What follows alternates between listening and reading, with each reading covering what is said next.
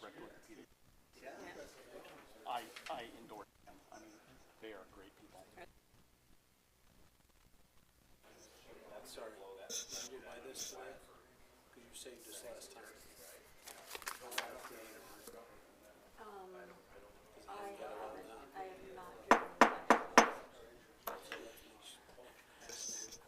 Welcome, everybody. As you can, looking forward to this meeting, first of the year. It's our regularly scheduled meeting of the Urban Renewal Agency. We have Mr. Brooks, who will not be with us tonight. He called in and is excused this evening due to a scheduling conflict. We will ask our secretary to go ahead and call the roll. Commissioner Porter, Here. Commissioner Doty, Here. Commissioner Warwick, Here. Commissioner Moore, Here. Commissioner Allgood, Here. Commissioner Cole. Very good. Next item on our agenda is special presentations, and I don't believe that we have any scheduled or planned for, so we will move on. As with every month, is there a conflict of interest with anything on our agenda among any of the commissioners this evening? Not seeing any. That will bring us down to public comments, where members of the public can comment on anything they would like to this commission, as long as it's not on our agenda. Is there anybody that would like to speak? Mr. Genke. He even signed up. Welcome, Mr. Genke. Thank you, glad to be here again. I think I had a deck that I sent over earlier. I think the bottom line,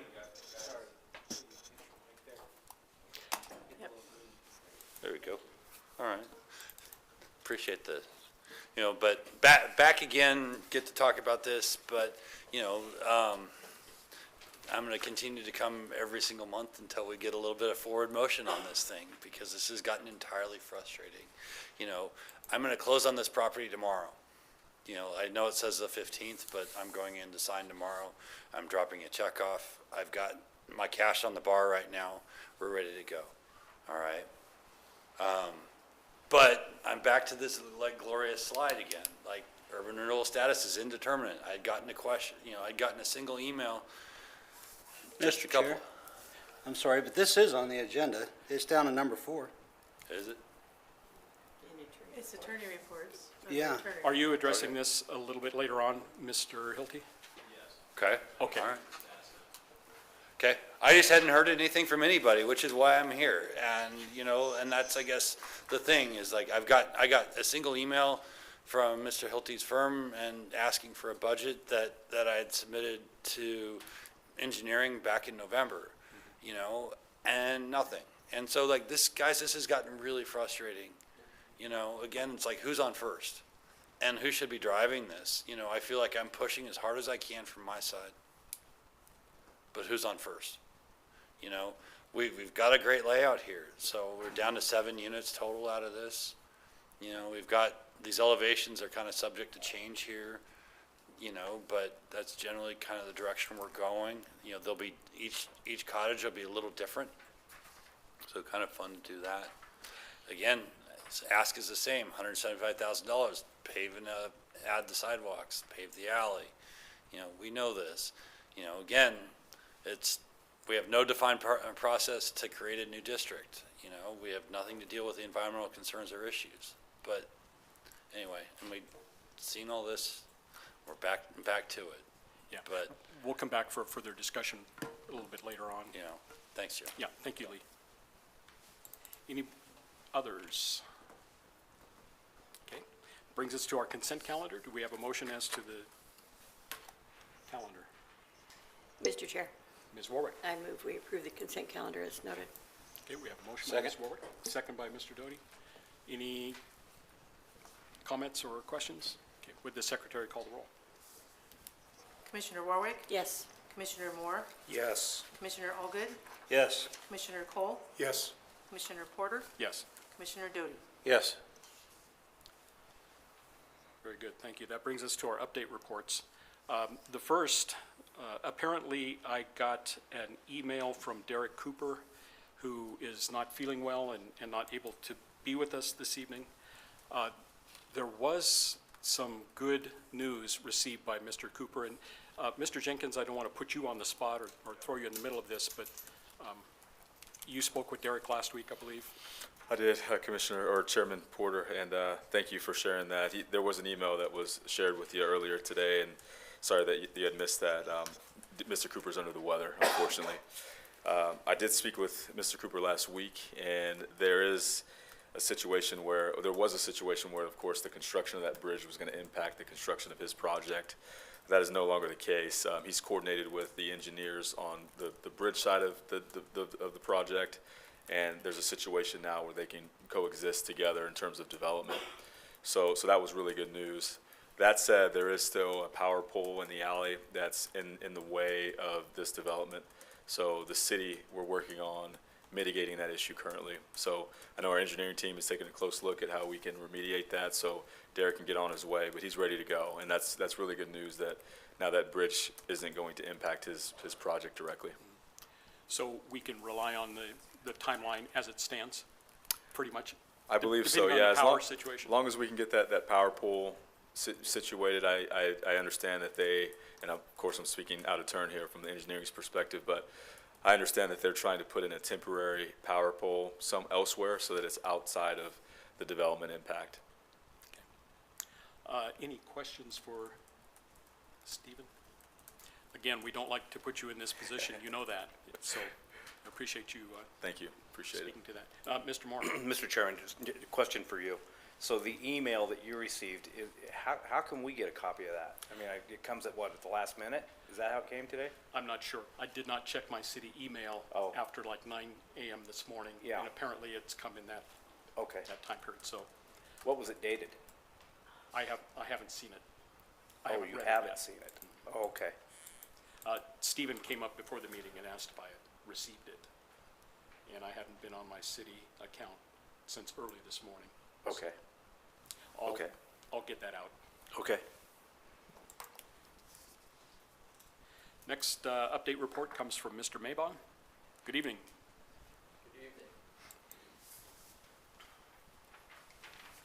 So, Chairman, the update is the same. We're on track and we're working through the design stuff.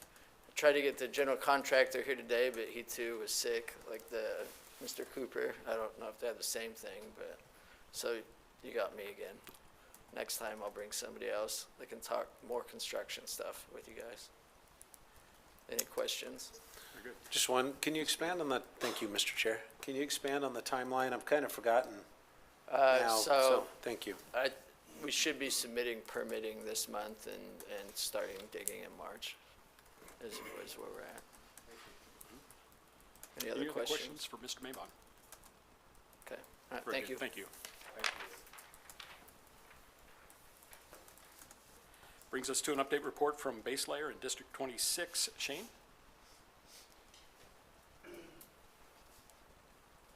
Good evening. Good evening. Mr. Chairman, thank you. Commissioners, Happy New Year. Thank you. We wanted to take a little bit of time. A couple of my partners are traveling out of the country, and so I'm taking the opportunity to just give you some updates. If we can go ahead and go to the next slide. A clicker? Oh, I can do it myself? Perfect.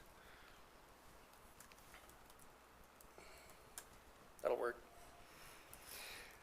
So the current project, we have mostly completed. We've paved, and I think we're to the point where we're really trying to get some little better weather for striping, and also ITD's informed us that they've put some,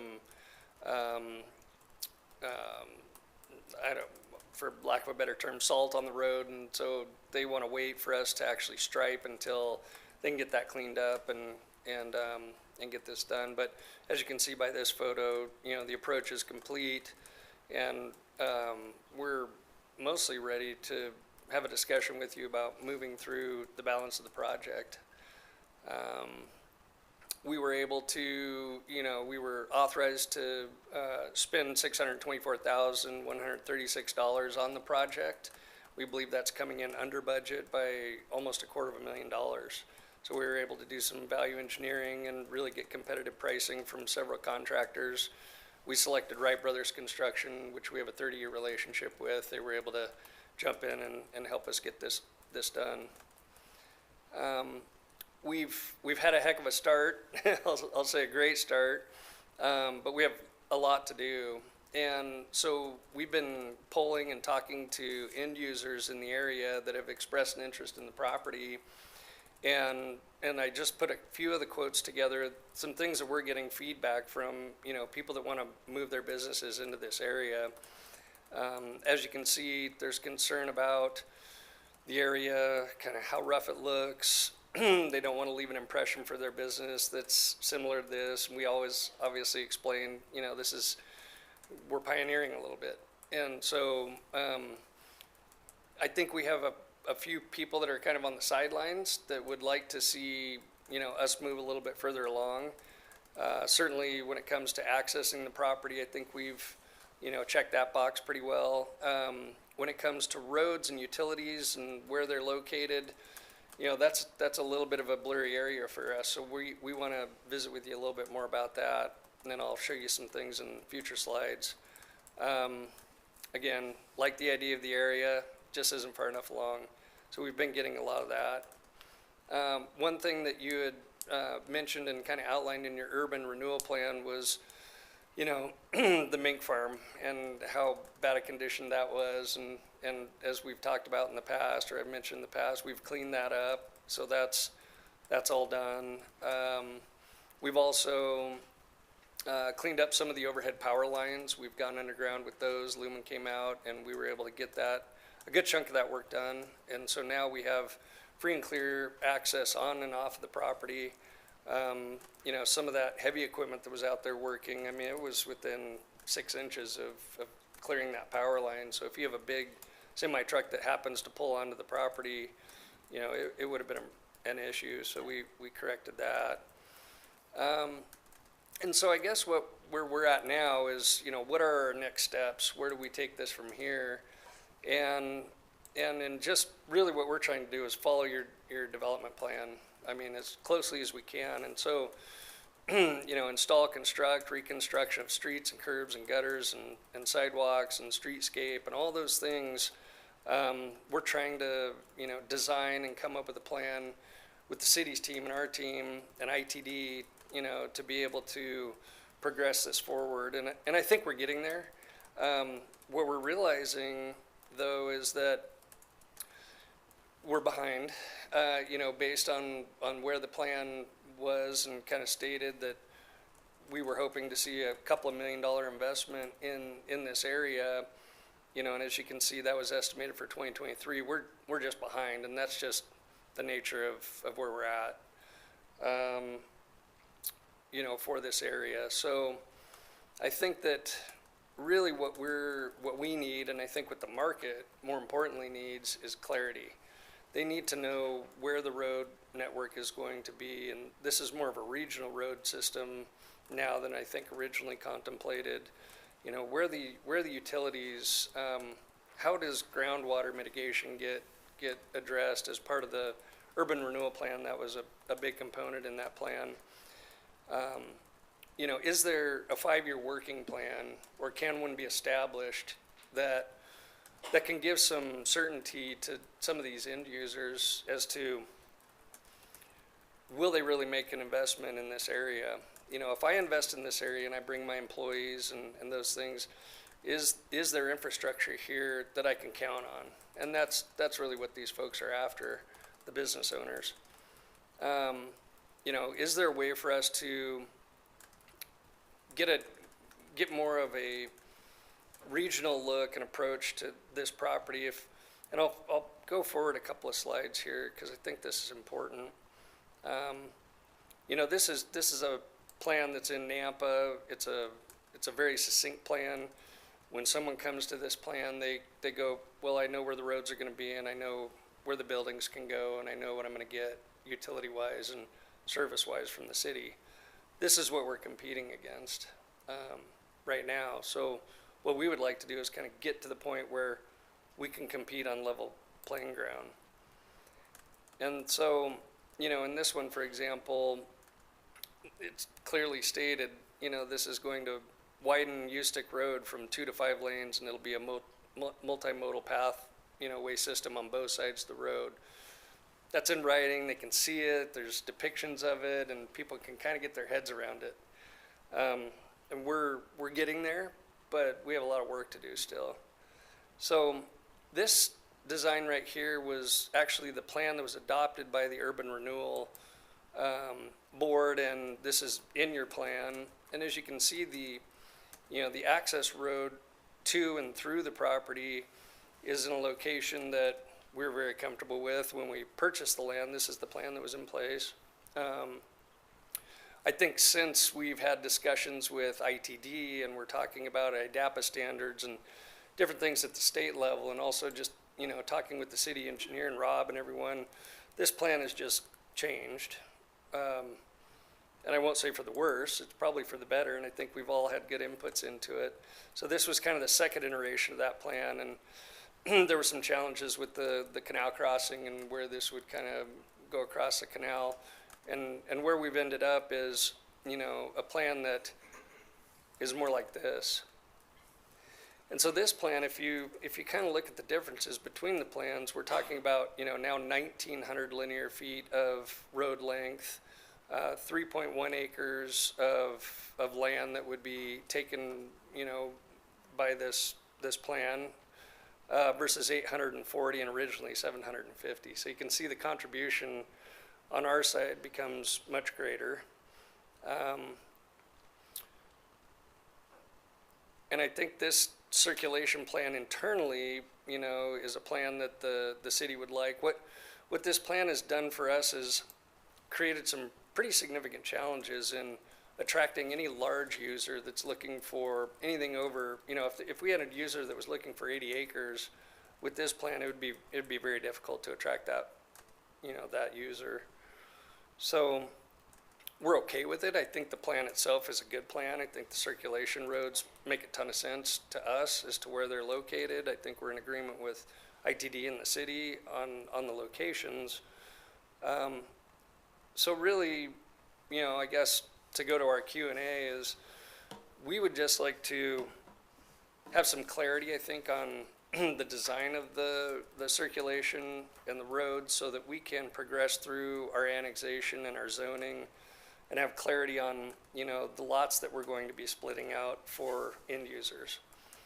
And until we have that, I think from a marketing perspective, we're going to struggle. It'll be very difficult to attract new businesses to this area.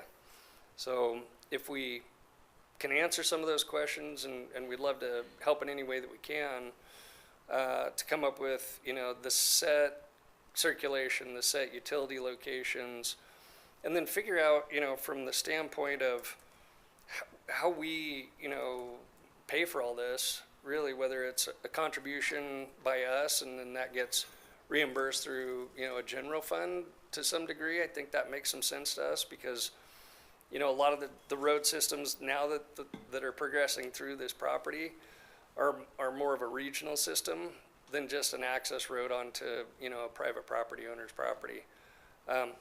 Makes sense, but we're trying to figure out how do we all pay for it. And so we're just throwing out questions at this point. We have ideas, but we'd really love some guidance from you and the city on kind of next steps as to how we would continue to progress through this. We'd like to keep going. So I think that's kind of my update, and hopefully that leaves you with a little bit to think about, and we're going to go as far as we can with what we have. So Thank you, Shane. Questions? Mr. Chair. Mr. Doty? So what is this process now? Kind of back to processes. So clearly Rob would need to sign off on that he believes that that's the way it's going to go, right? Yes. Is he the only one that needs to agree with the plan? Or maybe Mr. Hilty can chip in? Or I get what you're saying. Let's get something laid out like we did 20 years ago with the first one, right? So that, I think it's a good point. Where is the road going to be? And what's going to happen from there? I think we need that structure in there. So does anyone know the process to get a plan in front of us to say, yes, that's the plan? That's where the roads will be. Money will have to come later, but at least we'll have a plan of where the roads are gonna go and the utilities are gonna go. Mark, can you address that? Step by step, what do we need to put into place? Yeah, hopefully I can help a little bit. I'll probably be out over my skis quickly here, but it is something that starts with Public Works. And then usually those road plans are master plans that work their way up through the city and ultimately are presented and approved by the city council. It's really a little bit outside of the province of the Urban Renewal Agency to do that kind of design work, but it certainly is something that the city would want to cooperate with and try to bring some clarity. What has happened in the past, and I don't know how Rob accommodates this, and this is where I can't really speak for him, is as these parcels are purchased, sometimes those things change.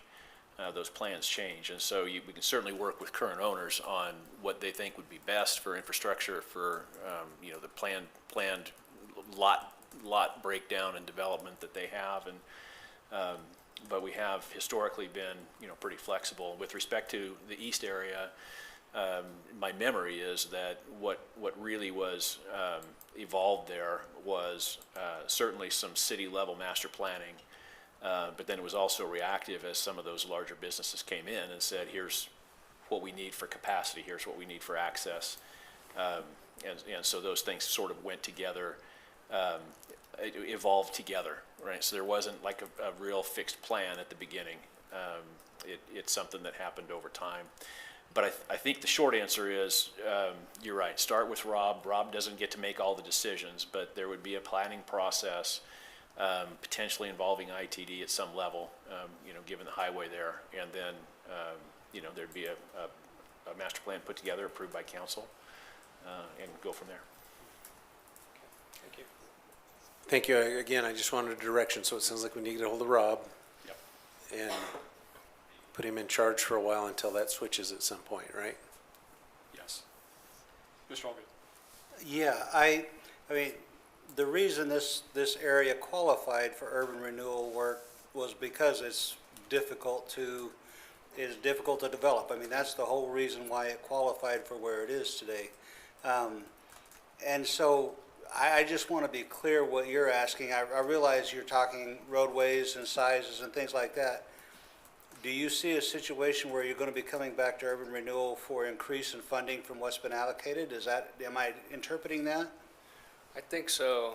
Yeah, I think at some point, once we set the circulation and the utilities and all of those things, it makes a lot of sense to, find out where the funding's coming from, because, we're able to do only so much, right? And from the private side, and I think, this is a collaboration between the private and public sector, obviously, and there are some great benefits to the area to especially progress that road, through the property up to Highway 44 at some point. But some clarity around, timeframes and when does that occur, and that could actually help drive, just take our property out of it for a minute, but it could drive that entire region. And so, from our perspective, it's one of those things like, we can do so much, but we really need our partner to jump in with us and say, okay, well, here's how we would envision, funding certain things. We're not saying all of it necessarily, but, here's how the things that are more from a regional circulation standpoint and a city growing standpoint, like where do the dollars come from? Not that we have to have the dollars today, but to earmark where the dollars would come from is a very important piece for us. So I had a follow-up. And so I was going to ask you, Mark, as this progresses and as we talked about, we start determining where roads might go and stuff, do we go back to urban renewal, and if we have to readjust funding, how does that work? I want to make sure I understand what you mean by readjust funding. So right now, let me just back up. There's several ways that the Urban Renewal Agency can fund a project. One of them is through a TIF agreement, which is what we have here. So the developer builds it, and then as we see increment developed from increased property values, that money then is reimbursed through that agreement to the developer. The other way to do it is you just simply wait and accumulate resources in through tax increment, which is happening. You know, it's not happening at the rate where, you know, building lots of roads is probably in the immediate future, but you can't pay cash as you develop resources. A lot of that was happening in the east area toward the end, but remember that had been over 20 years of a very large area. There had been a lot of property value increases, a lot of increment revenue there that the north area is in a very dissimilar situation right now. But you can accumulate it and pay cash for it, hopefully as that area progresses. The third thing that you can do is bond, where you borrow the money now and put in the infrastructure, and then the bonds are paid out of that increment that's developed once we start to see some property value increases out there. And so those would be the sources that you'd have. And then, again, you have all these projects that are identified in your plan that you could fund. And I think it's sort of up to the discretion of the board as to which of those projects go when. And then, as with every project, you'd have to determine among those available funding sources how you're going to pay for it. Kind of a chicken or an egg thing right now because it's generating very little revenue. Yeah, interestingly, that's a good way to put urban renewal. You would hope that building the infrastructure brings along that increment revenue, and that's the bonding companies look very carefully at that kind of thing before they'll loan money, and so we haven't really even started that process. Although there were at least a couple or three series of bonds earlier on in the east area, where there was some financing available for some of those projects, the sewer one in particular. Thank you. Yeah, I was just going to highlight that same point, Mark. That we have seen and we have approved payments on bonds that no longer show up on our, cash reconciliation reports. And I would imagine that some of those were for infrastructure out at Sky Ranch and North Ranch. So it's something that we've used in the past, but maybe not in our experience. So, Mr. Cole. Yeah, I appreciate your presence here this evening and your report. I'm fairly new on the board, so my question to you, I'd like to keep things simple. What specifically do you need from us now? That's a great question. I really feel like we need some leadership and guidance, honestly, to help us to have a pathway or a roadmap for us to continue to move forward and develop. That's really what we're after. We're willing to contribute, be in working sessions, do whatever it takes on our end to help through that process. And from the standpoint of the financing piece, for example, it would be great to be able to say, okay, these are our priorities, right? Which you've kind of done already through the development plan. This was a priority property. It looks like it was kind of first to go, and that attracted us. And so I think, from that perspective, maybe break it down to the next level and say, well, these are priority circulation roads or pass-through roads that are, we believe more on the public side than the private side. And these are the timeframes that we would like to see these, roads developed and built. And here's some, financing vehicles or funding mechanisms that we can use in order to, meet those timelines. And so that's really, I think, what would be helpful for us is to be able to just have a roadmap, leadership from you folks and through obviously city, and we're working, collectively as a team to try to get there. Once we have the roadmap, we're pretty good at following it. So as I think we've shown, in our track record so far. So if we just had a roadmap and we could follow along and it made a lot of sense to us, then I think we can move the area forward. Thank you. Mr. Moore. Yeah, thank you. And thank you for being here tonight and reporting to us and telling us this information. So let me ask you this. How are you putting it out there that you guys have opportunities out there. I mean, how's that advertised? How's that marketed? Walk me marketing through a little side? bit of that, would you? Yeah, so we have a commercial brokerage firm, of which I'm one of the owners and also the CFO for that company, the managing partner sitting behind me. So we've listed the property with Lean Associates Commercial Real Estate, which is a leading national firm. We have a local presence. And we've been actively marketing the property for, gosh, well over a year now. The challenge is, again, the things that I mentioned about the clarity side of things. So we get an end user, they fully engage. We talk through, just opportunities of how we could kind of lay out the land parcels. However, there's always the caveat at the end that we don't know where the road systems are going. So we can't really lay out the parcels until we know where the land, the circulation system is. And utilities is the next question, right? Well, where do I get my power? Where do I get my gas? Where do I get my city sewer? Where do I get my water? Well, we can kind of tell them generally, there's a manhole here, we've sold a piece of dirt to Idaho Power. And so we're kind of just playing the shell game a little bit, unfortunately. And what we found over the years is that most people that are engaging you, they're in the process of making, decisions to purchase land and develop it and move their businesses. And so until we really get to the point where we can have a solid plan in place, we're gonna struggle. It's just gonna be that way. So everything that you've kind of described here, what else outside of that do you see maybe in the future or down the road that might be an issue that we could possibly bring up now and maybe address? Do you see anything like that?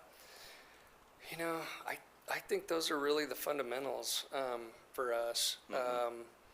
Water, and I think that's been an issue that's been addressed in the plan. We have a high water table in that area, and we've done some mitigating on the property through farming and different things like that to identify where those issues are. But I think water mitigation, like how do we, so let me back up, and this is getting into the weeds a little bit, but for example, someone who wants a truck well and has an industrial use, we can't really on this property dig very deep into the land without pumping. Right. And so if we can mitigate water on the property, you're going to attract an entirely different category of commercial user than you are if we're just using grade level roll-up doors, for example. You're going to look at the Amazon type companies that have lots of trucking coming in and that kind of stuff. So right now we don't have that opportunity till we mitigate water. So that's probably one of the other areas. Beyond that, I think it's pretty basic stuff. Okay. Yeah. What's the odds of us seeing something in writing and what you've said tonight, here's what we need, bullet point, we need this by our next meeting? Yeah, I think it's very likely that we can get that done by the next meeting. Okay. Yep. How do you feel the current market conditions and the economy as a whole, micro, macro, how do you feel that that's going to impact that project out there? Yeah, I think, things on the industrial commercial side were very hot and heavy, as you know, for a while.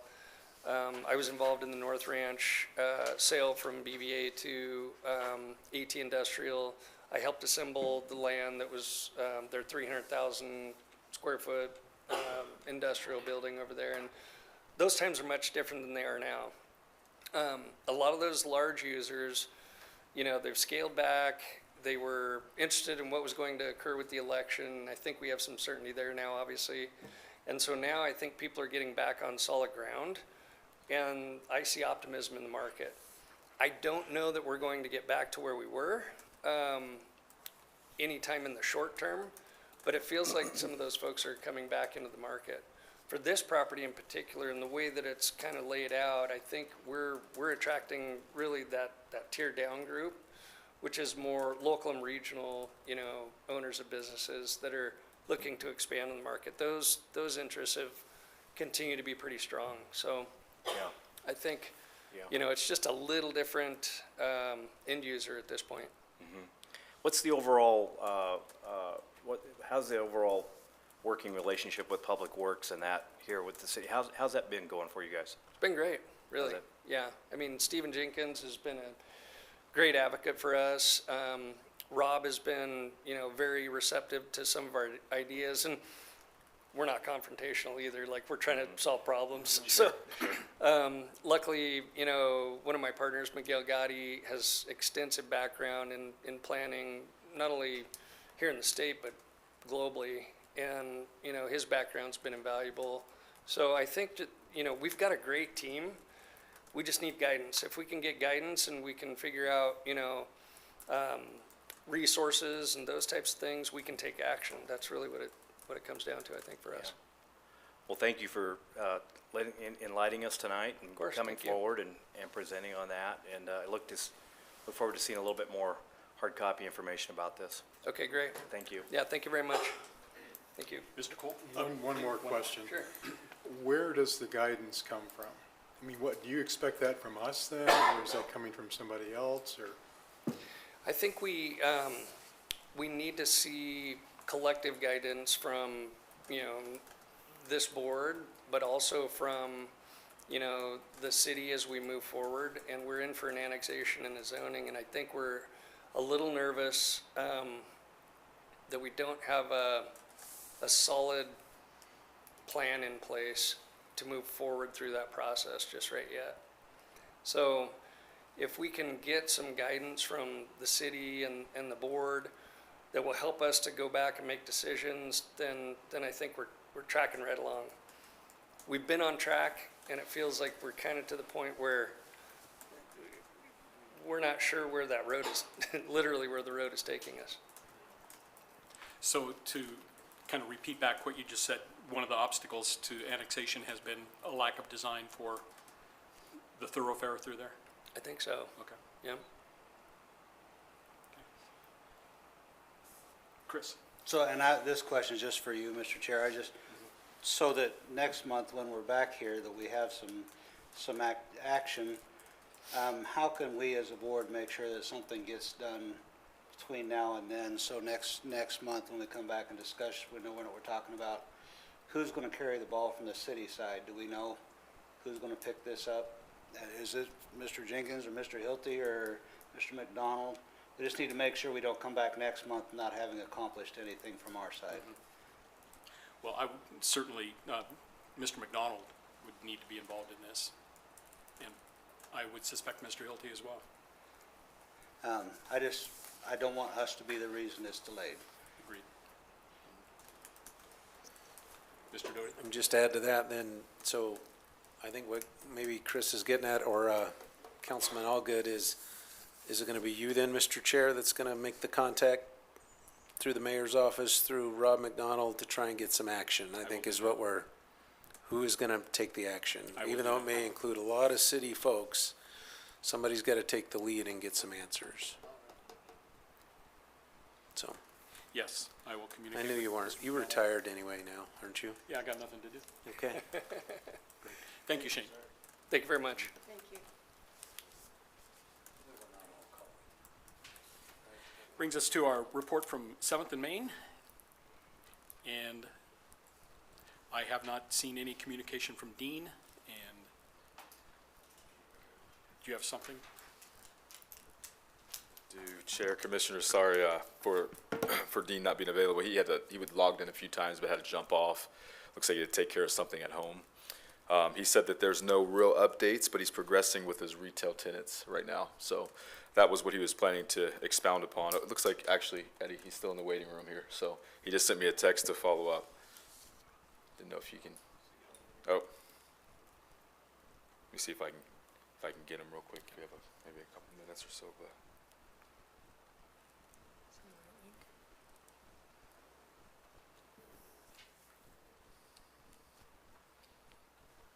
Give it 30 more seconds or so. While we're waiting for a connection, I got an email from Carrie Smith last week from Wolfpack. She's out of the country and not able to be here this evening, so expressed her regret at not being able to attend and give a report.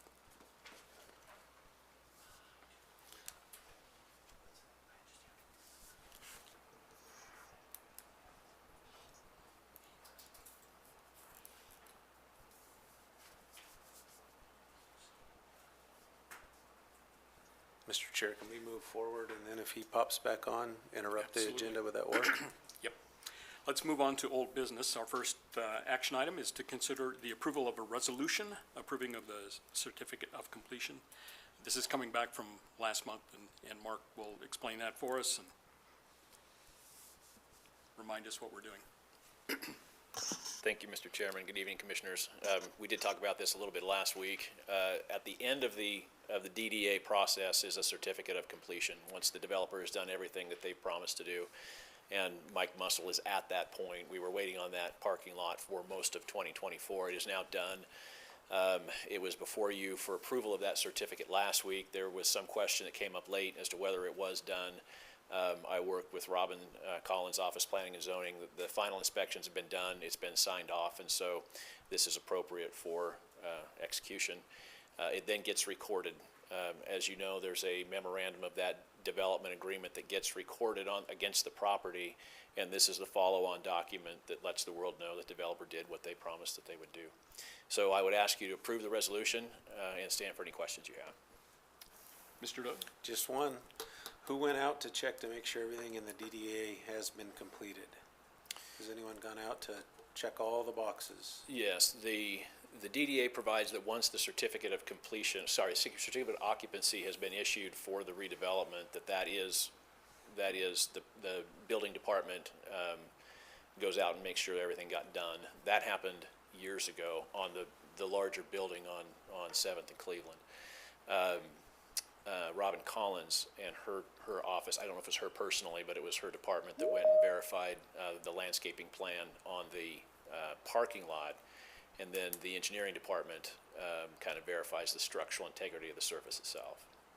And, Mr. Chair, and that's what you're saying, Robin has said that now that the parking lot's in compliance with city ordinance? Yes. Okay, thank you. Any other questions? Okay, do we have a motion in regard to this resolution? I can give you one, Mr. Chair. Thank you, Mr. Doty. We approve resolution number 2024-22, approving the certificate of completion for the Muscle Construction redevelopment project on Cleveland and Kimball. Very Second. good. We have a motion by Mr. Doty, a second by Ms. Warwick. Would the secretary call the roll? Commissioner Doty, Yes. Commissioner Warwick, Yes. Commissioner Moore, Yes. Commissioner Allgood, Yes. Commissioner Cole, Yes. Commissioner Porter. Yes. Very good. Thank you very much. Was that tone I heard anything that we need to be aware of? Okay. Dean, are you with us? There he is. Welcome. I'm here. Can you guys hear me okay? Loud and clear, yes. Good. Well, sorry I'm unable to attend in person. My date night is going to start here pretty soon. If I was so far away, she might get upset. But I did want to give you guys an update. Continued conversations with two retailers. I think I've mentioned them before, or at least I had them in an initial document. LOIs in their hands right now. So once those get executed, we're going to push forward with design for the retail space. Still don't have a lot of traction on the office space. We're looking to engage another broker to help us out on the office side, but having good success and good conversations on the retail. Hopefully next month I can come back to you and say that if nothing else, we have LOIs signed by the two proposed tenants, which will give me much more confidence on moving the design forward. Very good, thank you. Questions for Mr. Pape? Mr. Doty? I just want to say thank you for continuing to call in and check in with us. We don't necessarily need you standing here every time, but we appreciate you taking the time out of your day to call in. I appreciate that, and part of being part of the team. Mr. Moore? Dean, thanks for calling in. Appreciate it. Hey, is there anything else that you can see that might be a future need or a future issue, anything in your project there or anything in your tenancy, anything that you want to bring up or discuss? I think I've mentioned before, I think my biggest concern right now is the office space and finding a viable tenant that can afford the rents of a new building. Continuing conversations with Stephen in the greater area and the brokers on finding the right tenant that would be interested in the space. Outside of that, nothing at this point, but if something comes up, you guys will be the first to know. Okay. I just want to ask you something, and I was just dreaming down there, downtown. Suppose that we had parking for residential living in that area, maybe next door, just thinking here. Do you see that as a positive idea for more residential living, or do you see that as a negative idea at this point today? When you're saying resident parking, are you assuming from the Tillian, or is this another location? No, another location. Let's say that Proximity will be important. If it's not on site for the people living there, within a block or so, I think if it's much further than that, it becomes a hindrance to the ability for someone to feel safe in successfully leasing the space. The farther you get away from any kind of residential project, night walking will become a concern. So I would say proximity would be important. Do you think there will be a need for more living down there at some point in the future? I would love to add living to phase 2 of our project, but it was definitely something that the group was not interested in. So yes, I do think the demand for living will continue. Yeah, and I'm just curious, just because, things change year to year and views change. And gosh, if you go downtown Boise, you go downtown Nap, there's a whole lot of people that are walking around down there, and it seems to be mitigated pretty well in downtown Boise. And I know that's a completely different machine, but you look at that and you see how that fingers off into the local business. You see how that fingers off into that local economy. That downtown living is, it's pretty important to the whole I think ecosystem. The more people that can easily live and walk to and support other local businesses in proximity, we've seen great success in doing that. Like with the Tillian that's there, the interest level from retailers to be in that building was and continues to be strong because of the support of the people living there or within, an easy walk of there. So I think Caldwell downtown is in a bit of a transition right now, doing some, balance work between, what's the right amount of living downtown with the right amount of both commercial office space and retail space. But I think successful communities have a balance between all of those so that people don't have to go into park to get to areas that they have interest in. Okay, hey, thanks, Dean. I appreciate that bit of conversation. Any other questions for Dean? Very good. Thanks again. We appreciate your presence here with us. Thank you, guys. Have a good evening. Thank you. This brings us into our new business, and the first item is to consider invoices for payment as recommended by our treasurer. Good evening, Raylyn. Hope everybody's doing well. I just have 3 invoices this evening for you. $2,127.86 for Project 4, $18,900 for the January Economic Development contributions, and $6,800 for the December attorney services, for a total of $27,827.86. Mr. Allgood, you have a question? No question, I was just going to make a motion. I have just one question. We have a question. It'll be Go ahead. fast, I think.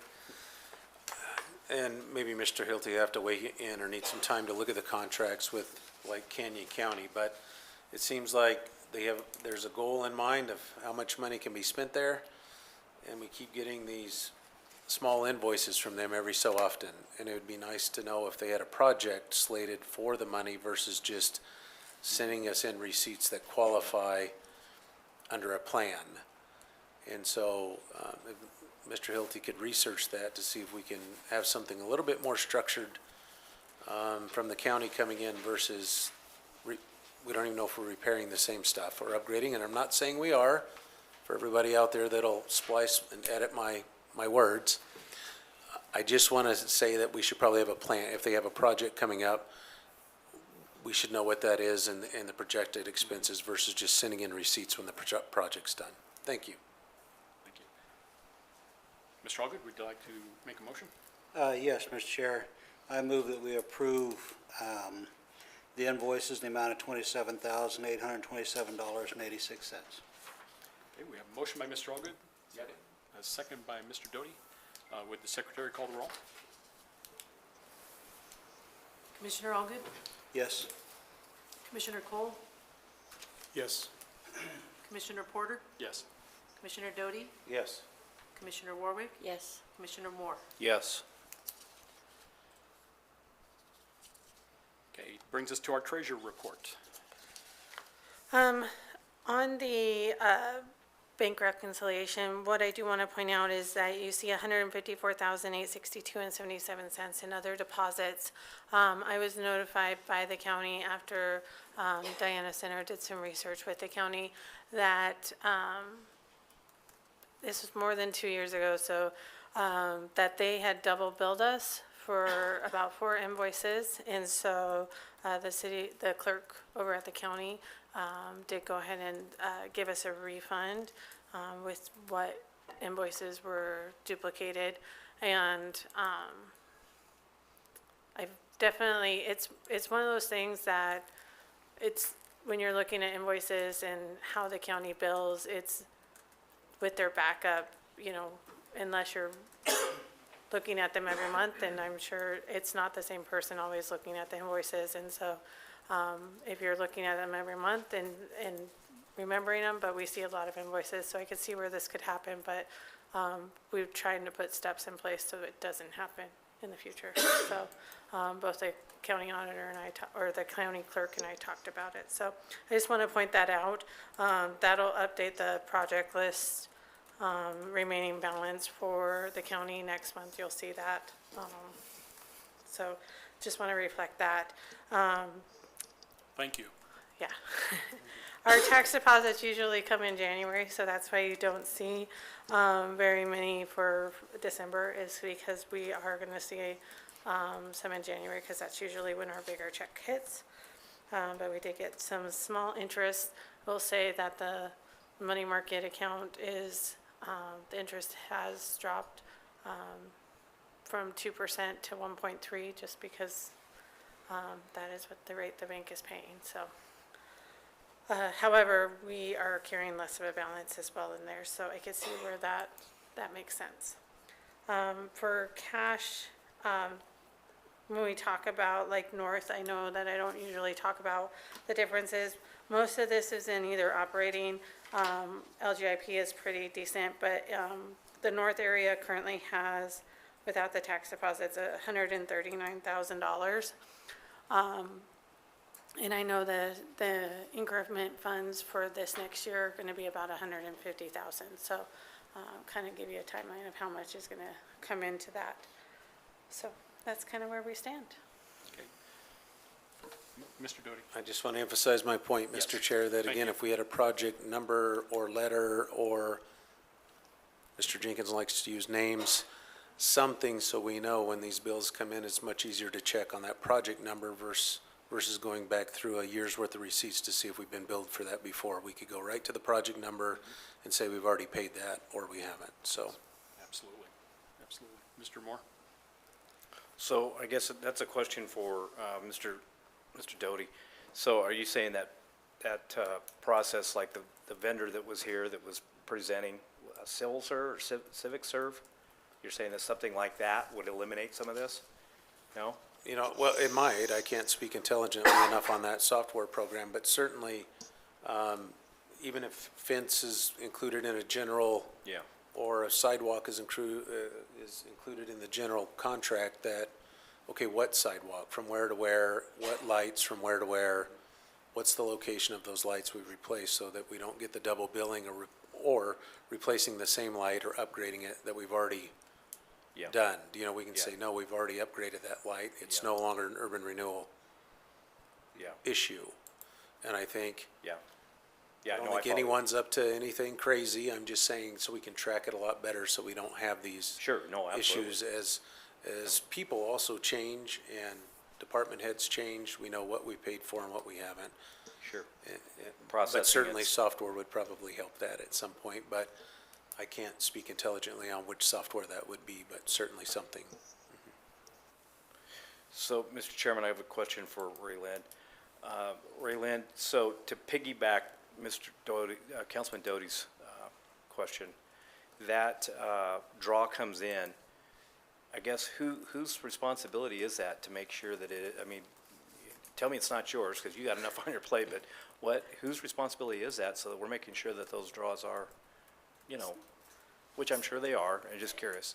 So there's certain, usually it's the Public Works that's gonna review it because they're usually managing most of those projects. And so, and they are more aware of the eligible expenses, and so, especially with projects, they're gonna review those and know what expenses make sense more than I am, so. Yeah. That's why we send them over to them. And then, once they review them and say they're good, then we put them on the agenda. So that's the current process. However, I think we also are now looking at making sure that there's not duplicate invoices, looking at the past couple, you know, because some of them, when I looked at it, it's not the easiest, like, to always see. I think it's just that constant review and that double checking and professional skepticism that makes me question things that look weird, so. So who's the person in Public Works that's responsible for that, that would be the one to oversee that? Usually we send it to Mr. McDonald, so. Okay. And then jumping over to that refund that you spoke about, how much was that for? The refund, it was $154,000. Okay. And that was specifically, that was billed twice. Was that the original question that when they were, the fair director was here and we were talking about? Yes. So, when I spoke with the clerk, it was, we were both right. Diana was keeping track and her numbers were right, and, I was keeping track and my numbers were right. Yeah. So we were both right, except she didn't know that the county had asked for reimbursement twice for the invoices. Oh, okay. Yeah. Okay. Thanks for clarifying that, because I remember that bit of documentation there, one was saying the other. So thank you for following up on that. Mr. Chairman, I don't have any more questions. Thank you, Ray Lynn. Mr. Holgen? Yeah, Ray Lynn, I just kind of wanted to follow up on Councilor Doty and Commissioner Moore. When you receive an invoice from say the county for what we just approved, is it pretty detailed? I mean, can you tell what exactly was taken care of on that invoice, or is it? So the first page of the invoice, the actual invoice from the county, no, it just says for urban renewal in the month. But then they provide all the backup invoices that are asking for reimbursement that total it. And so that has all the invoice and the signatures and everything like that, so. For like this $2,000, it talks about like Gabiola Field on it and updates and what they purchased on for Gabiola Field, so. So then the reason I'm asking this is, it comes to you, you send it to Mr. McDonald. Is the information there that he needs to make that decision accurately? Yes. You feel like? Yes. Okay. All right, that's what I was after, is if there's enough information there to understand what happened. And I think that if we had questions or there was not enough information, we would just push back to the county and ask them for it, so. Okay. Raylan, when you receive these, do they come with an invoice number or a tracking number or a project number or anything like that? Yeah, so they come with an invoice number that we pay off of on the main invoice, and then the backup invoices all have invoice numbers, but they all just reference either the fair or Gabiola Field as like the PO. All right, so it got lost in the Yeah. layers. Okay. Any other questions? Do we have a motion in regard to the monthly cash reconciliation report? Mr. Chair, I move that we approve it. Okay, we have a motion for approval. Do we have a second? Second. We have a motion by Mr. Doty, a second by Mr. Cole. Would the secretary call the roll?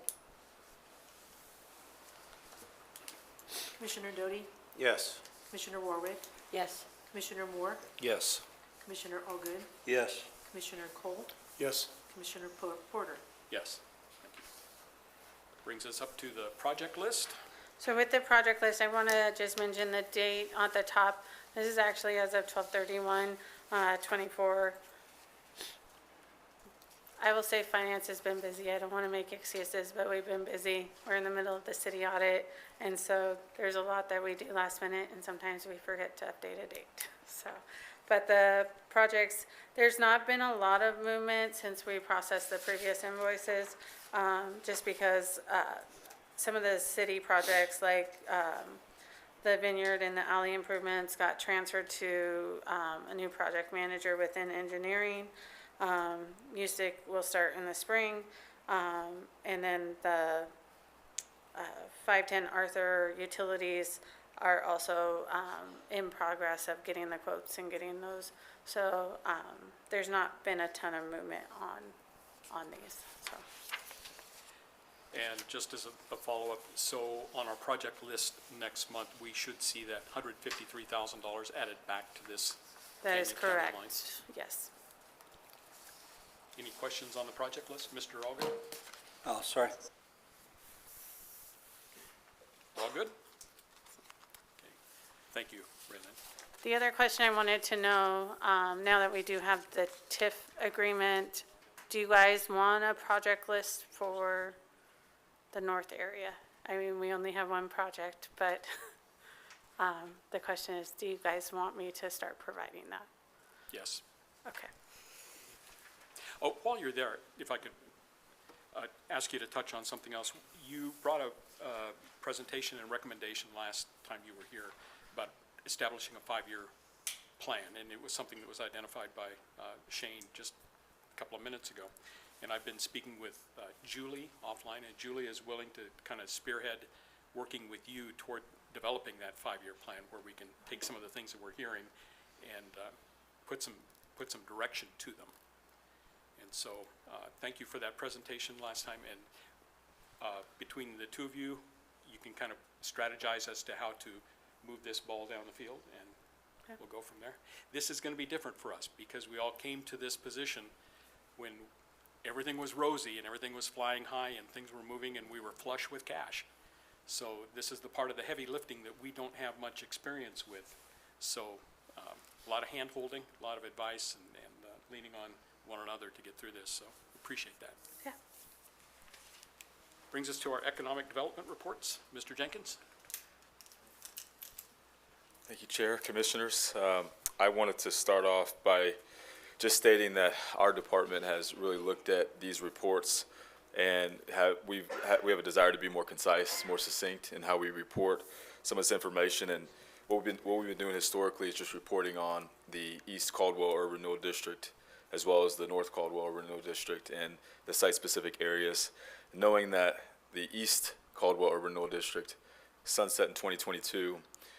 What we're going to do moving forward, unless there are serious objections today, we're going to report specifically on the active urban renewal districts, just to make sure that we move forward with a little more concision. But I had explained that to Chairman Porter this morning, and just want you to be aware that although I'll be reporting on the holistic information in the city tonight, this will be my last report with such detail, and we'll focus a little more on the active districts, if that's okay. All right. Sounds good. See some head nods, so I'm good there. Okay, so start off miscellaneous updates. This is Project Bengal. We're finalizing plans with this big box grocer. They'll make an announcement in the coming weeks on their location decision. This has been a long time coming. These types of projects take years to materialize, so I'm excited to see this one come down the final stretch here. Project Husky, this one continues to move forward. They are a Marriott branded hotel. I'm sure you've all heard about this one.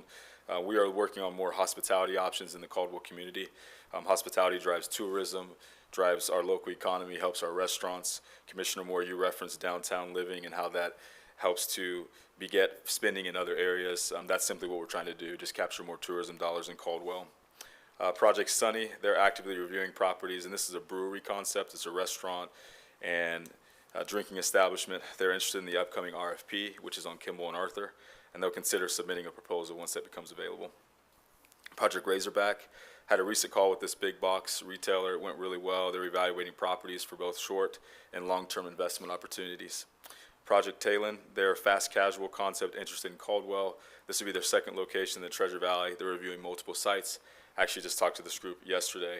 I'm going out there next week for a visit, and I'm anticipating additional interest for a site in Caldwell as we get more big box and grocery anchor sites. Amphitheater, we continue to iron out details for this proposed project. The site of interest has significant challenges, but it would surely help revitalize the North Caldwell area. They remain committed to Caldwell and believe in the future of this community. So I continue to work with them and really focus on ideas that are available or sites that might be available for their needs. Project Tile, plans are moving forward quickly for this retail sales project. After a recent meeting with the city, it's clear that they're going to be a great partner with the city of Caldwell. They'll improve a site in East Caldwell for their retail sales store. The property will need to be annexed into the city. And then Project Retail, this is a retail development as a whole. They have a quick service location, a vehicle service operator, and a C-store, and they're looking at a site in East Caldwell. It's actually under contract. They are moving really aggressively with their plans, trying to line up their efforts with some of the other developments along Highway 2026, which has been a significant hotspot in Caldwell. And then moving on to the North Caldwell URA, Project Horizon, you all have heard a lot about this one in press meetings. They're most concerned with annexation. They do not have a city touch at this point. We're working on getting a city touch from the south up to the north.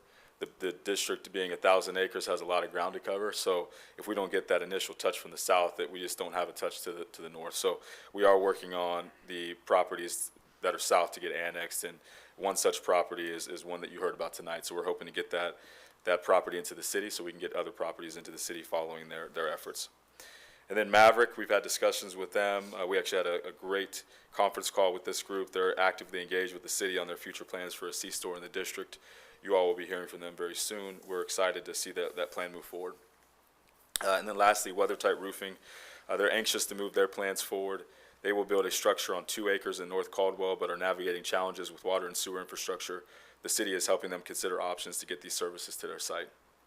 And then downtown updates. You may have heard this news, but the Vault, their cigar lounge, they'll be coming into the city of Caldwell soon. They're planning a restaurant cigar lounge concept at their location in downtown Caldwell. And then the Griddle, their building improvements will occur this year. They're actually moving into the Tillion building at 7th and Main. They remain excited to move forward with their plans. You'll see them get going in that building very, very soon, I would say in the coming weeks, in terms of their tenant improvements. And then additional updates, you guys know I like to do this. This is just for the market, for the Dave Moores of the world. So according to Zillow, the 30-year fixed mortgage rate has decreased to 6.31%. The 15-year rate has decreased to about 5.65. I actually just looked today. The mortgage rate has increased to 6.78, so we're seeing mortgage rates tick up a little bit. So this 6.31 is a little dated. That's actually when I submitted this report. As of October 2024, the inflation rate in the United States is 2.6%. I actually just checked before the meeting started. It's 2.7%, so we're right around the same mark there. That's a slight increase from the previous month. That would be September of 2024's rate of 2.4%. That's lower than the long-term average of 3.28% last year. And then states with the biggest GDP growth, 5-year growth, Idaho is among the top 10 states for GDP growth. And when you think GDP, think goods and services that are produced in a given state. And we grew by 4.8%. 4.8%. That, again, put us in the top 10. The state with the highest growth was Alabama at 6%. So I'm actually a Georgia football fan. I hate Alabama. I did not like seeing that at all either. So also, personal income growth. Idaho is in the top 10 for this as well. We had 3.9% growth for personal income. Essentially, that's your personal net worth. That's a good sign to see. That means that wages are increasing across the state. And then as far as states and population growth, this is from July 1st, 2023 to July 1st, 2024. Idaho is among 7 states that have grown at 1% or more. And all but 3 states in Puerto Rico saw population growth in 2024. The fastest growers were Florida at 2%, Texas 1.8, Utah 1.8, and South Carolina 1.7. I imagine Idaho's not far behind, somewhere in the fray there. And the slowest growers were Vermont, West Virginia, Puerto Rico, Mississippi, and Louisiana. And then lastly, unemployment. This is a number that our office pays close attention to. The national unemployment rate is 4.1%. Idaho is currently sitting at 3.7%. The highest unemployment rate in the country is Nevada at 5.7%. And the lowest is South Dakota at 1.9, so we're somewhere in the middle there. And with that, that is all I have, unless there are any questions for me. Mr. Moore? Stephen, and thanks for report tonight. Just thinking on having thoughts about things here in town and what we do. How many people live in downtown Boise that you know of? I mean, I've heard a number, but I'm curious what number you've heard. I am not, Chairman Commissioner Moore, I'm not sure how many people live in downtown Boise, how many units they have in downtown Boise. I'm aware of some projects that are forthcoming, but the total number I'm not aware of. That's a good question. I'll look into that. I've heard it's between 25 and 35,000 people. What's the population of Boise, city of Boise? City of Boise is probably about 250,000, somewhere in there. So it's about 10% of their population lives downtown. How about Meridian? Have you heard any numbers? How many people live in downtown Meridian? I'm not aware of Meridian's number either for downtown living. Yeah, and I've heard it's between 10 and 15,000. And what's that population there in Meridian, city of Meridian, 100,000? 150,000? Yeah, they're about 150, I would say. Yeah. Somewhere in there. And Nampa, and I'm curious about this things I don't know. How many people live in downtown Nampa? I'm not familiar with that either. I do know that they have a project an older project downtown, but that's the only residential project I'm aware of. So not many. Yeah. And then we have, about 3,000 people that live downtown Caldwell? I don't know, and downtown is different here. I guess when you say downtown, I'm thinking of kind of the Indian Creek Plaza area. But if you're talking the downtown business district, of course, that's a far bigger number. Yeah, like 10th, that stretches to 21st Avenue. over to the police station or something. Is it about 3,000? Somewhere in there. Is it? Somewhere in there. Yeah. Yeah. Yeah. I can get you a more accurate number though. Yeah. How important to the future of our business and this whole economic machine down here do you think? And then this is just me thinking, and I'm sorry to put everybody through this, but I think it's important to discuss. How important do you think that would be to the overall environment long term, to adding more living in downtown Caldwell? Yeah, Commissioner Moore, I think that the downtown business district and adding more residential units is important for the viability of the restaurants, the businesses, the ecosystem in downtown Caldwell as a whole. I think that this North Caldwell area and looking at redevelopment opportunities for residential projects is going to be important moving forward. I do feel like we in Caldwell have really relied on some of our larger signature events to sustain the activity downtown, and of course, having residents downtown is only going to help further that. And by downtown, again, I mean the downtown business district as a whole. Okay. And then, thanks for that bit of conversation. The existing amount of city lots that are owned by the city, what's the advantage of giving all those to the urban renewal? Is there an advantage to that? I've heard a rumor that, in just conversation, all those lots should be given to urban renewal to dole out. And then on the flip side of that, you think right now it might be a good idea or not a good idea to hold on to what we have right now that is in our inventory, whether it's North End here? You know, what are your thoughts on that? I'm just curious. I mean, this is something that I could bring up in an economic development committee and not bore everybody here with, but it's just stuff I'm thinking about as I travel. Yeah. Commissioner Moore, one thing I can tell you, and I've been here since 2019, I was privy to some of the activity that took place in Sky Ranch, as was referenced by Mr. Hilty. And I can say that having control through the RFP process certainly is helpful. You know, when you're able to look at a project or accept inquiries from developers and accept the highest and best use for a given property, that certainly bodes well.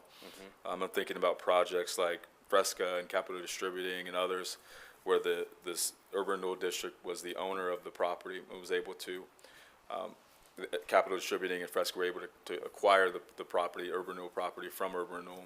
And just gave us it gave us the ability to look at the property differently and to say, how do we maximize our efforts with job creation and investment and those types of things. Whereas, of course, if you don't have any control, you're subject to whatever comes and walks in the door. In terms of your second question involved adding more land to the district and I'm sorry, I think I answered that, but what was your second question, Mr. Moore? Can you? Adding adding more properties from the city to our existing inventory of what we have as a URA. And then the second part of that question was holding on to and not awarding those properties, which I don't know what the legality of it is, but, you know, when things go up and down, gosh, it seems like maybe we should hold on to some properties so when things do come in demand, we have an inventory. I'm just curious on how that's managed and what your thoughts are on that. Yeah, I think right now, as it stands, of course, the city is not in a position to, I guess, operate as a realtor would or anything like that. But I do think there are some inherent advantages to controlling properties that are gonna be important pieces to any equation or any development objectives that we have for the overarching area. And in this urban renewal district, I do see an advantage to acquiring properties and including them in the mix of some of our efforts there for redevelopment. In terms of city property, I think you're asking the question of transferring city property to urban renewal and those types of things. Because urban renewal has separate powers, you know, in terms of RFP opportunities and things like that. Of course, within the city, you have to declare a property as a surplus property, and then it's open to an open bid. So those things are very difficult to navigate. You know, it's just you kind of have to roll the dice in terms of what opportunities might come. But with urban renewal, you have far greater control of what can be developed there and how it can be developed for the greater good of the community. Yeah. Okay, thank you. That's all the questions I have for Absolutely. Stephen. Mr. Hogan. While we're on tough questions, Stephen, I'll keep you up there for just a minute more. So I'm looking at your unemployment rate, and, you know, I see some states have a higher unemployment rate, and we're at 3.7. There's a balance between too much unemployment and too low of unemployment where you have a workforce shortage. Can you give us an idea where we fall in that? Are we good? Are we have a workforce shortage? Is our unemployment rate about where it should be? Do you have that number? Yes, Chairman, Commissioner, all good. So I would say that when we were in the 2% range or not far from there for far too long here in locally, and it impacted us greatly just because, first off, when companies are moving here, your pool of employable individuals is far less than other states, and that creates a disadvantage in and of itself. And then finding folks that are qualified to work in a given industry sector is a significant challenge as well. So I think 3.7 is a much better or healthier place to be. We certainly don't want to be as high as the likes of California and Nevada. That unemployment rate at 5.7 in Nevada and 5.4 in California respectively, that rate is a little too high. You start to get into the danger zone a little bit, but you want to be right in the middle, which I think 3.7 is a good place to be for our local economy. Thank you. Thank you, Steve. Thank you. Good evening, Ophelia. Could you report on that number that you shared this morning as to where the Tillian is sitting? Yeah, in terms sure. of occupancy? Yeah, I was going to try to figure out how to put that number just in case. I don't want management at Tillian to be harassed by the community in terms of if we were to share this number up here and then they go out there and, you know, just harass them because they've been, unfortunately, in the past. There's certain events have happened in downtown, and of course, people want to get to the bottom of it, and so they'll go over there and take up too much of their time. So what I will say is it's less than 10, and I'll leave it at that. As far as their vacancy is what they have, and these were numbers that were reported to me by management last week.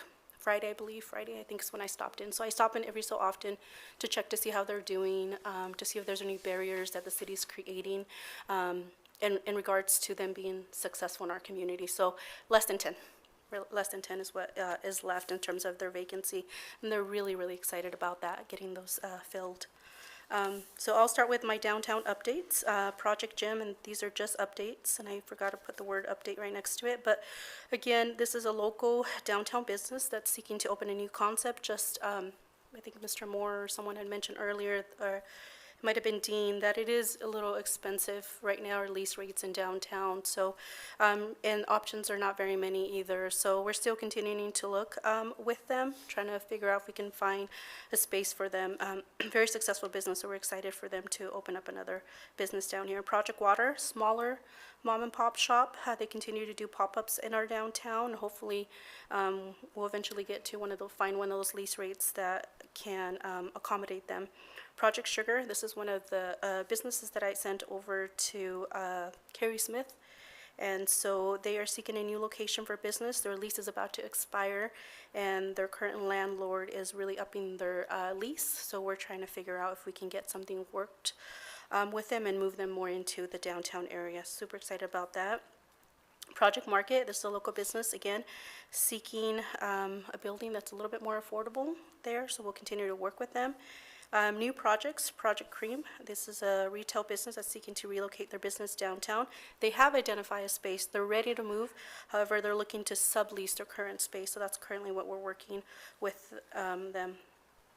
Project Bottle is a new business seeking to open in the downtown. Space has been identified. They're doing the research in terms of what their license requirement will be from the city and the state. Project Stairs, current retail business in the downtown. They are also looking for new space, but more of that affordable space as well is kind of where we're at. So we'll continue to look. In terms of new business, this weekend, we had Oaks Alley. I don't know if any of you participated there, but they opened, that was the alley between, I think you had a question for Mr. Jenkins earlier, Mr. Moore, in regards to a URA project versus a city project. If this was more of a city project, we owned the parcel, we auctioned it off.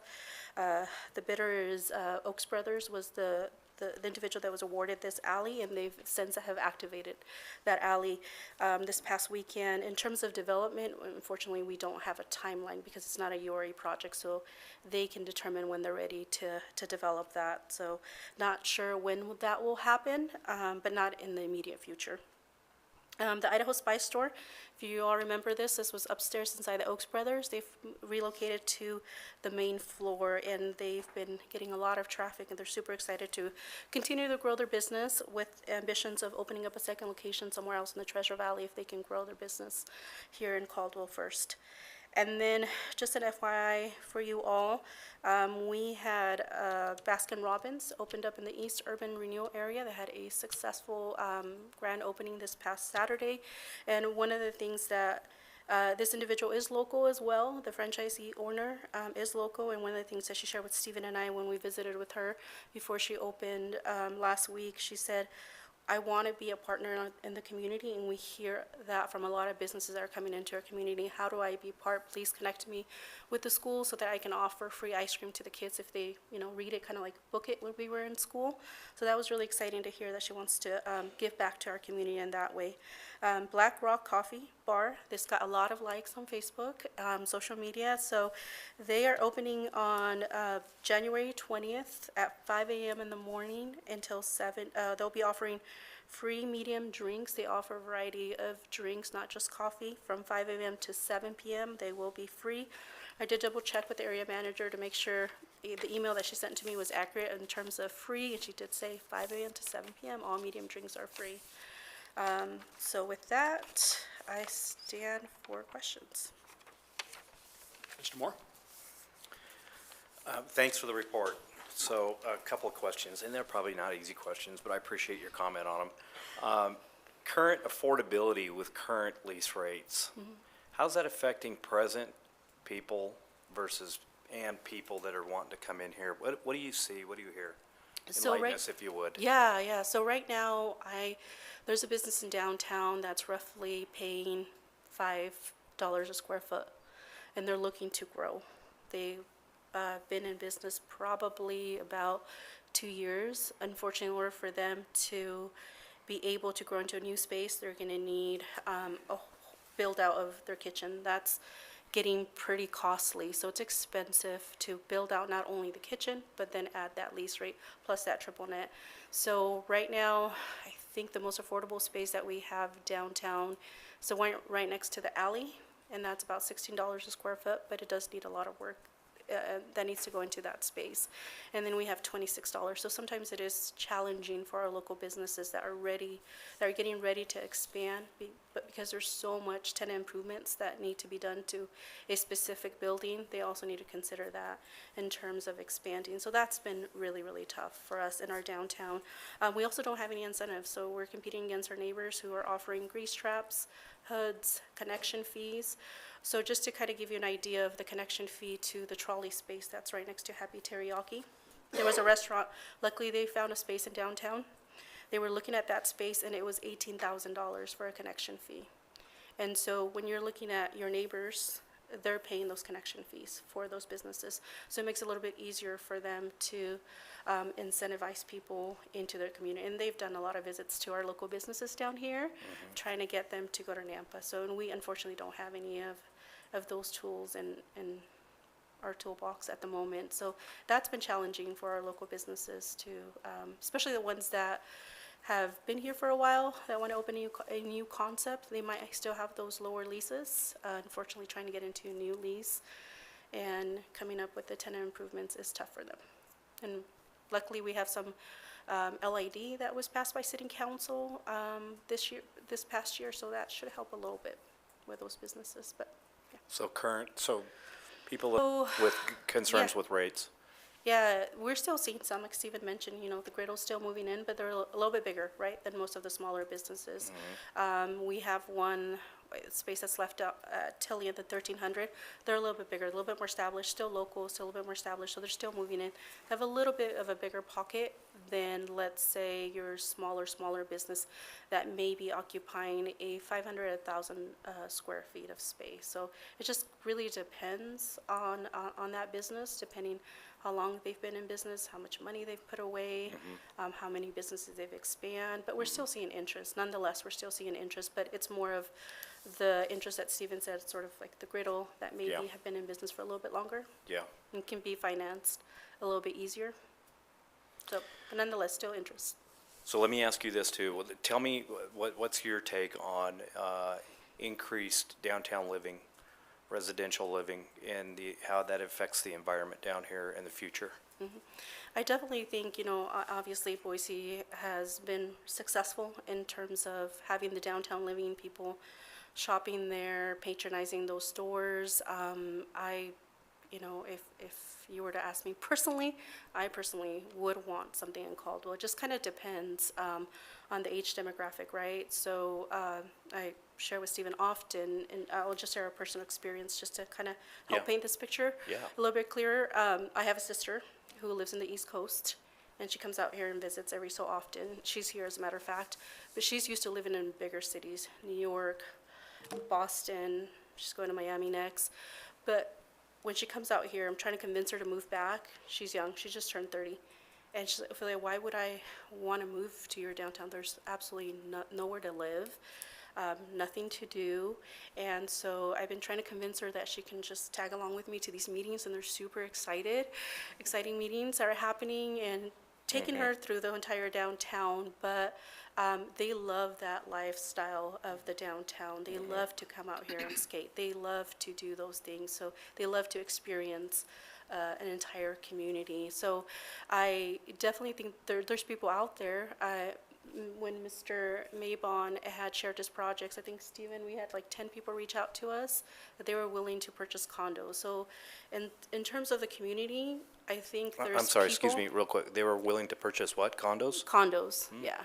So there's a willingness in our community of individuals. We hear we get those calls. We talk to those people that do want to live in the downtown area, but they want to own. I've talked to building owners as well that have shared that they want to see housing in the downtown as well. So you can hear from others, and of course there's some that don't like it either, right? Some of the community members that don't like downtown living, but we hear from everybody. Yeah, okay, thank you for that. Absolutely.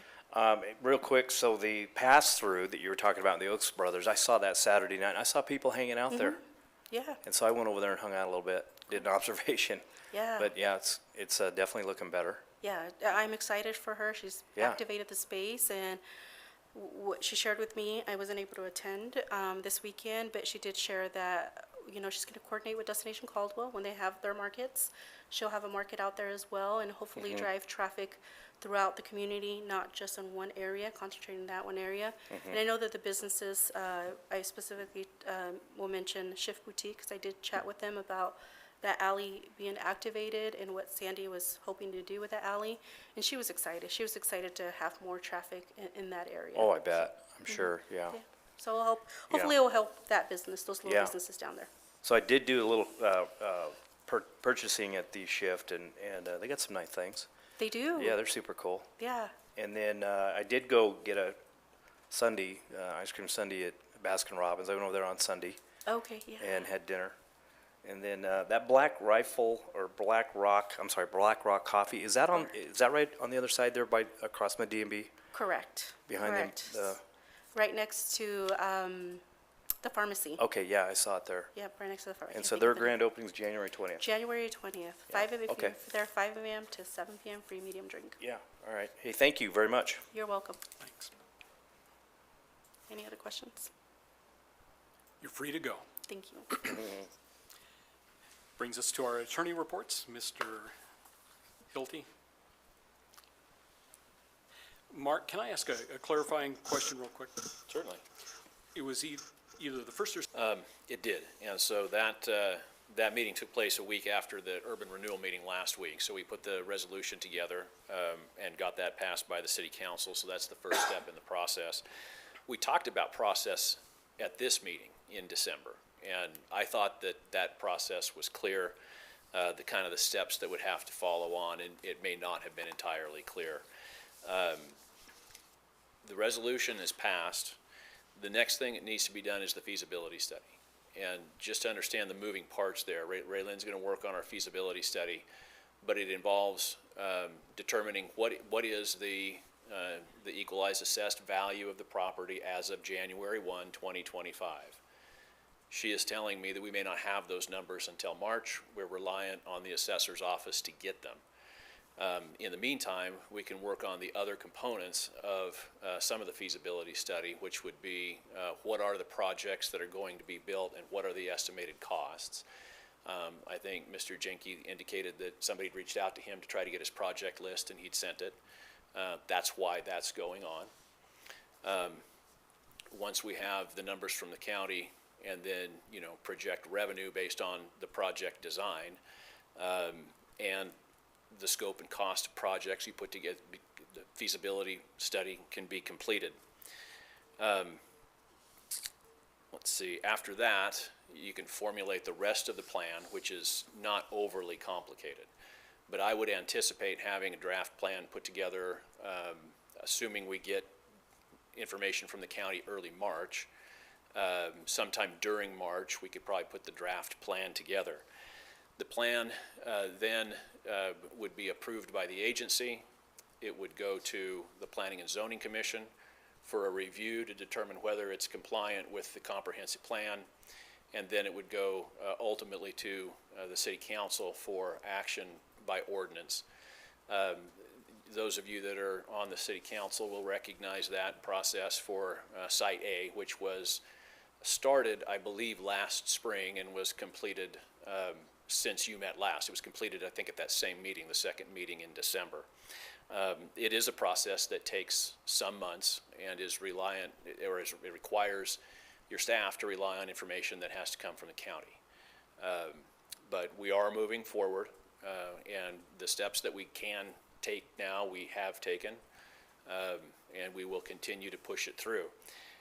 After the plan is approved, there's a 30-day period where it could be challenged. I suspect that's very unlikely for a site-specific area. We'd have to negotiate then a TIF agreement, a tax increment financing agreement with Mr. Jenke, and then he's got to go build his project. It has to come onto the tax rolls. Once taxes start being paid in connection with his development, there will be revenue for that site-specific area that could go to reimburse this $175,000 he's talking about.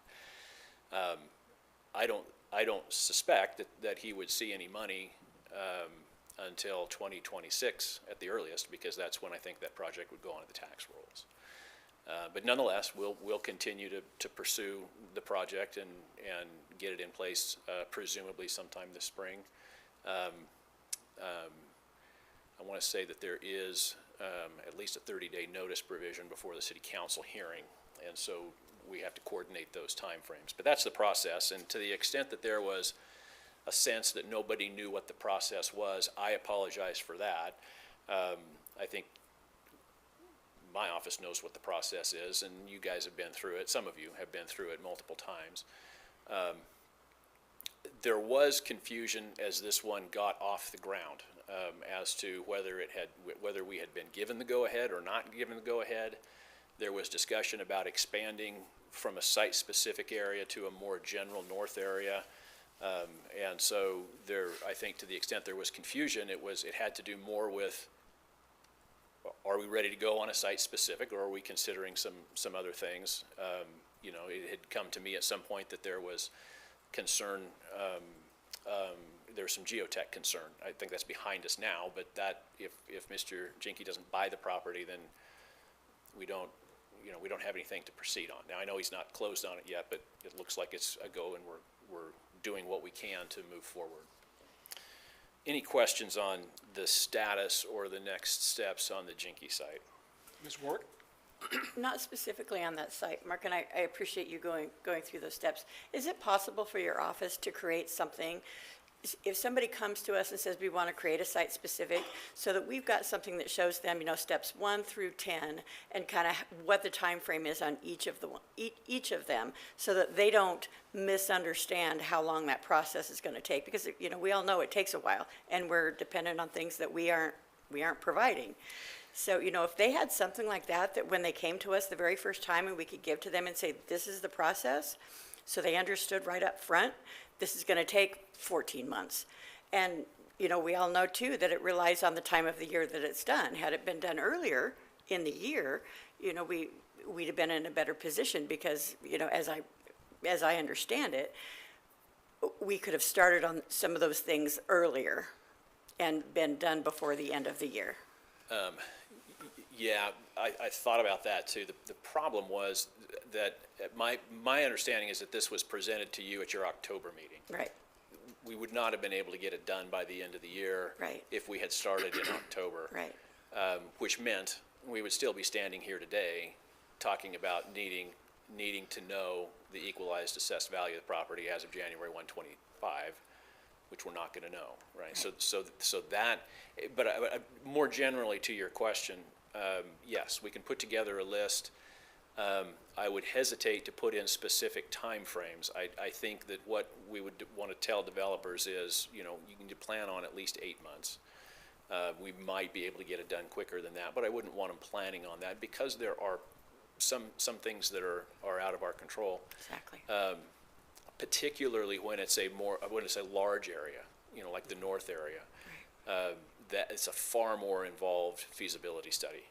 Yeah, and I get that. I'm talking more about Site-specific, site-specific, because those tend to be one person coming to us saying, this is what I want to do with this site. Right. And, to give them an idea, okay, this is going to be the process.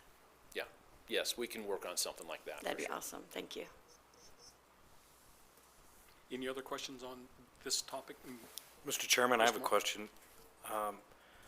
So how would who's delivering that bit of information on a site specific? Is that coming from Stephen, or is it coming from the city? Is it gonna be on a website? Because I think that's a good question. It's a great question, but how does that get delivered? Who delivers it? The attorney's office would, I'm thinking, tell us. Yeah, what we would goes provide it assessment. to the agency, Right. and then certainly make sure that Stephen and Ophelia have it. But it's this. My sense is that people will come and ask about it here at these meetings. But that isn't something that gets put on the city website, or, It certainly could. could it? Yeah. Yeah, I think that's a long time coming. That should have been done a while ago. Mark, could we ask you to send that list to each one of the commissioners? And Yeah, then, certainly. Also to Stephen and Ophelia, and then to either myself or Stephen or somebody will get it to our web tech and see about Yeah. putting it on the Yep, city's site. certainly. Thank you, Mark. Any other questions for Mark in regard to this? And then we'll have Lee come up after the second part of this presentation. Yep. The only other report I have is on Site A. That, as I mentioned, was fully formed, finally formed by the passage of the ordinance in the second meeting in December. Stephen has drafted an RFP that is being reviewed. I suspect that'll go out in the next week or so. And then that has 30 days? 60, maybe 60 days. Yeah, 60 days for proposals to come in, and then we go from there. Any questions on that one? Just a reminder, I think we requested to see the RFP before it goes out. So if we could get that before it ships out, for that ship sales, we can take a look at it and make sure it's clear on what our intent was as commissioners. Thank you. Any other questions? Great. Thank you, Mark. Yep, thanks. We'll invite Lee back up to the microphone.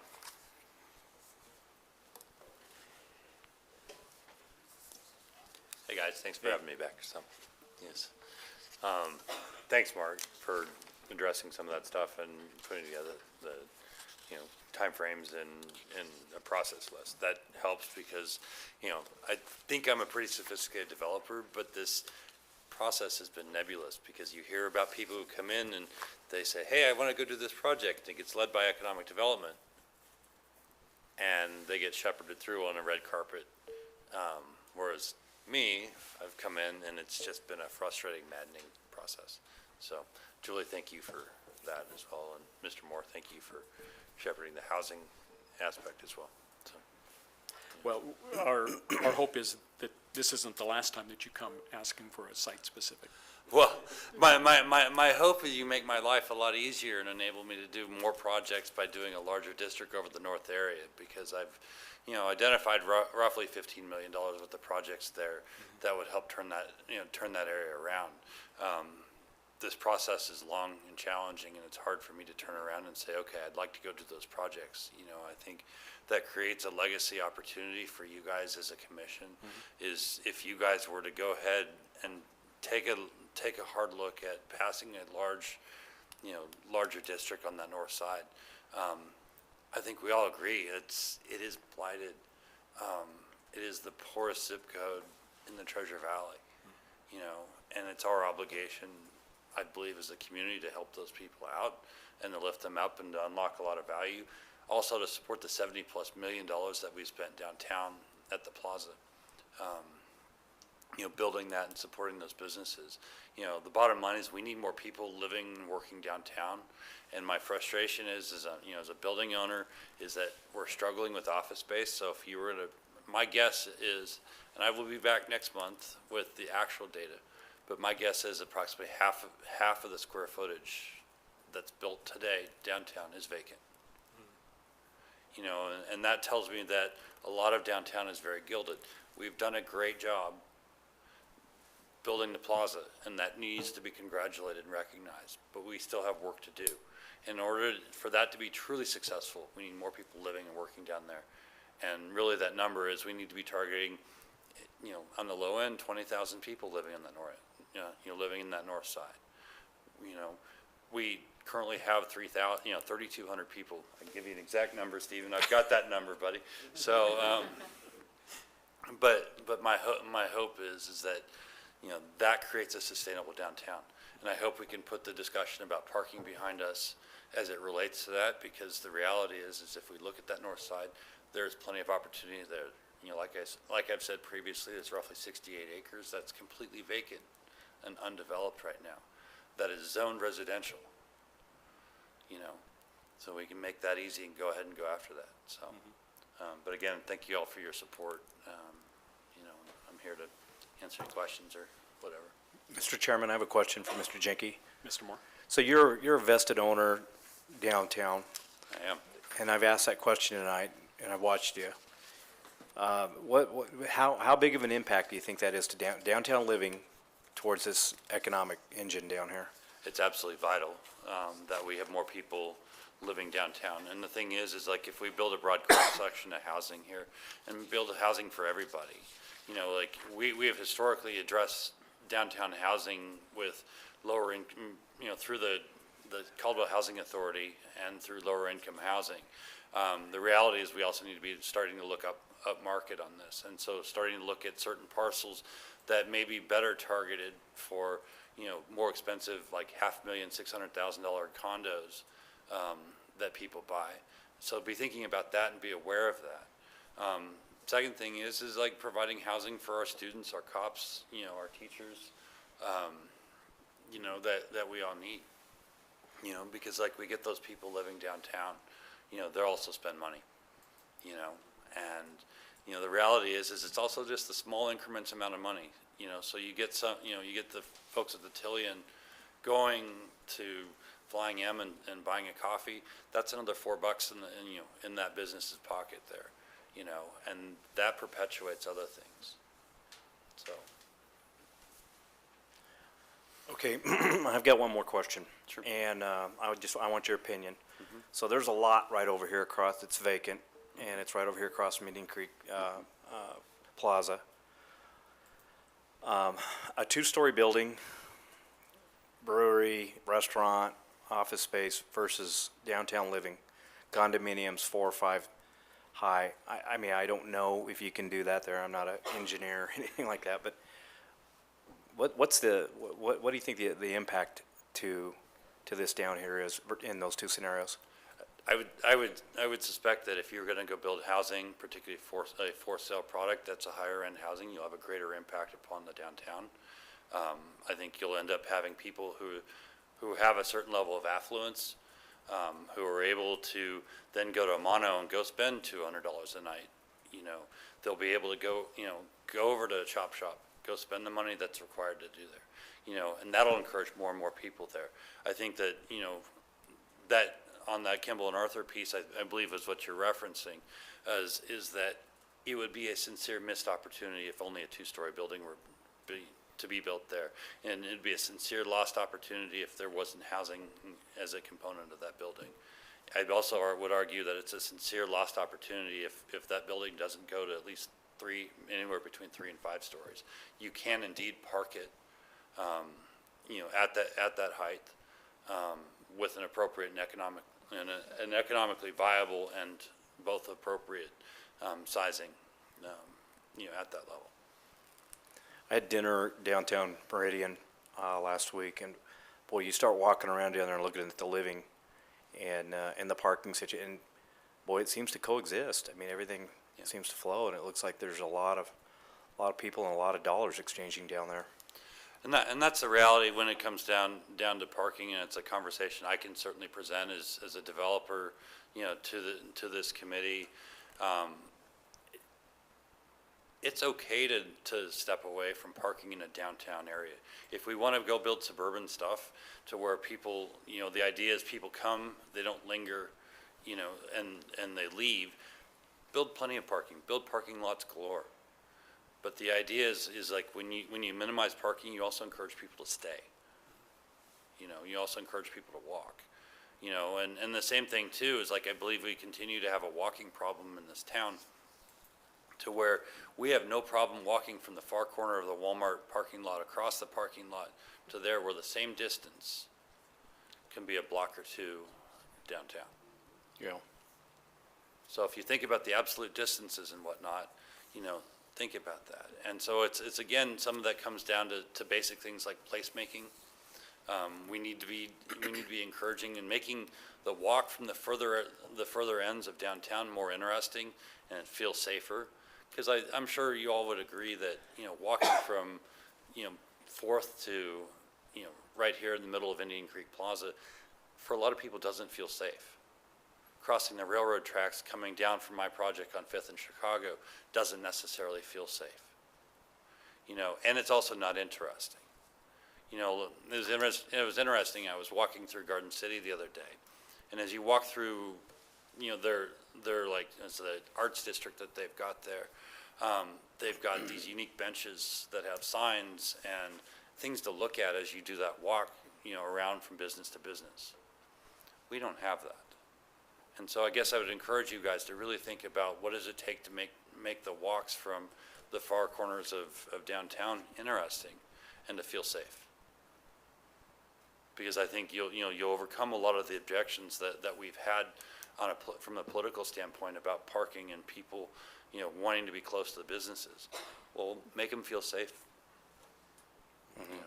Give them something interesting to look at. Like, I have a degree in random useless facts, so early modern English history, to be exact. And so if somebody ever puts a sign, like I love the sign on my building downtown about it being a butcher shop, in the 1800s. And so I go look at every single sign because I'm a complete dork. But, we need to do more of that. And I'm excited to build these cottages on the north side. I think there's some opportunities to do more of this kind of product. And I think, again, we just need more people down there. I'm vested. My money's at the bar. Let's go, guys. Thank you. Appreciate that, Mr. Appreciate Jakey. you being here. Yeah. Thank you. Appreciate y'all. Thank you. Brings us down to our commissioner reports. Anybody with something to share this evening? Your light's on more? I think it's just, boy, we were just talking about the terrible things that are going on in Southern California right now. And I can't help, living here my whole life and seeing how things have peeled off because of, population has peeled off and came this direction because of catastrophes like this.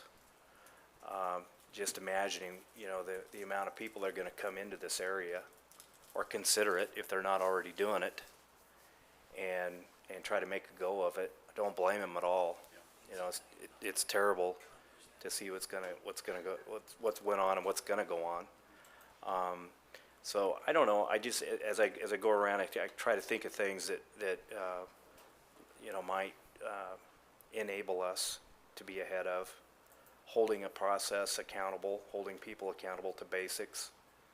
I think that's important, so that we can be kind of somewhat out on the lead on some of this stuff that's going to come in. So anyway, I appreciate everybody here tonight listening to my stuff and asking my questions, but I think this place is going to grow whether you like it or not, and I enjoy the fresh faces. I think it's kind of neat, but I know there's a lot of trials and tribulations that come with that, and not everybody's me. But yeah, that's what I have. Thank you, Dave. Thank you. Anyone else? Just want to highlight a couple of things as we close.